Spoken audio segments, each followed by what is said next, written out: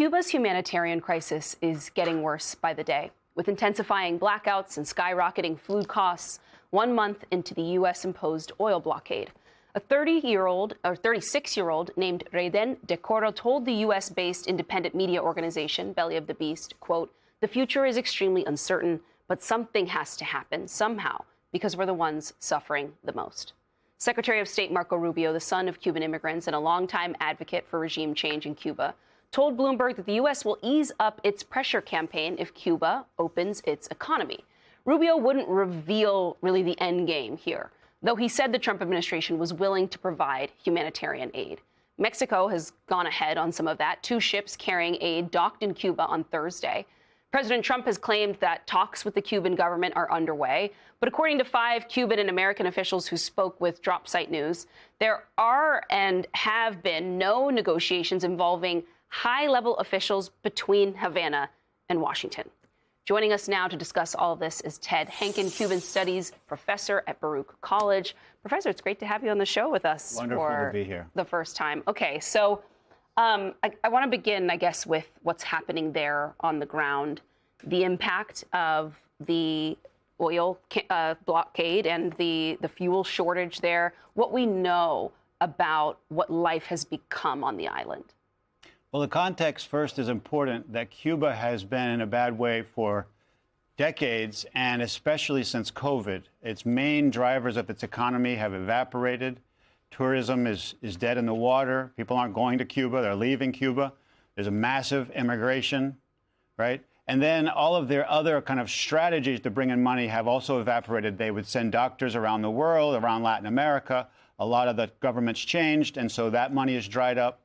People aren't sending as much remittances. So they're already in a bad way. They have an unworkable economy. There's not very much incentive to do any work in Cuba because the government runs most of the country. Then you have teetering Venezuela, the end of Maduro, and the end of Venezuela's support of Cuba. So all the reports that I get from my contacts on the island and all of the other contacts I have in the Cuban American community are that things are worse than ever. They're worse than they were during what was called the special period 20 or 30 years ago after the fall of the Soviet Union. And that means what? That means the main thing that is different this time is blackouts aren't just, let's say, 6 or 8 hours a day. They call them actually alumbrones because the light is on for less time than it is off. So it's strange that the lights come on, right? There's not enough fuel to get the food that might be coming into the ports or other things that might be coming into the ports to destinations throughout the island. And then there's just a general scarcity of medicine. People aren't going to their jobs because there's no fuel, and they've cut back on. They have a 4-day school week, so they're really in a bad way, and the people of Cuba are suffering tremendously, and that's on top of suffering that they've been enduring for decades. So then what do you think the end game is here? Because as you point out, we've had sanctions on Cuba for decades. Cuban people have been suffering for decades. It's unlike in Venezuela. It's not clear to me who the designated successor would even be right now. So how do you interpret what the strategy is here? What presumably Marco Rubio, this seems to be his North Star, like what they are actually hoping will happen that will, if they punish the Cuban people just enough, then what happens? Well, this is my fear, is that there's not really a clear strategy or an end game. It is more, we're going to hope they say uncle, and we're going to keep, tightening the screws until they do. We're going to play psychological games by claiming that there's negotiations when maybe there's not negotiations. We're going to send up trial balloons, like say, oh, we really care about human rights, or no, actually what we care about is economic opening, or no, what we care about is democratic opening. And so that seems to be the strategy. Also, there seems to be an ignorance of history, right? We invaded Cuba. We controlled Cuba's government before, and it ended very badly for Cuba. This was like 120 years ago, but people who study history know that Cuba's first independent government was hobbled because it was controlled by the United States that had a veto power over decisions that they would make. That led up to a resentment, a historic resentment that gave birth to the Cuban Revolution. The Cuban Revolution has long since become a Cuban dictatorship, but those lessons of history are required if you are the strongest country in the world with a military that just invaded or just took out the head of a foreign country, Maduro, and now are beating the drums that you may do something similar in Cuba. Cuba is very different in many ways, oppressive, undemocratic like Venezuela, but very different in terms of the power structure, in terms of the resources, and in terms of essentially the collapse of a functioning society. Venezuela, as bad as it was, had media that was oppositional. It has an opposition, right? And also the Cuban government has been very effective in repressing and then exiling the opposition. About 4 or 5 years ago, there was a coalescing opposition. But after the 2021 protests, the government threw more than 1,000 people into prison.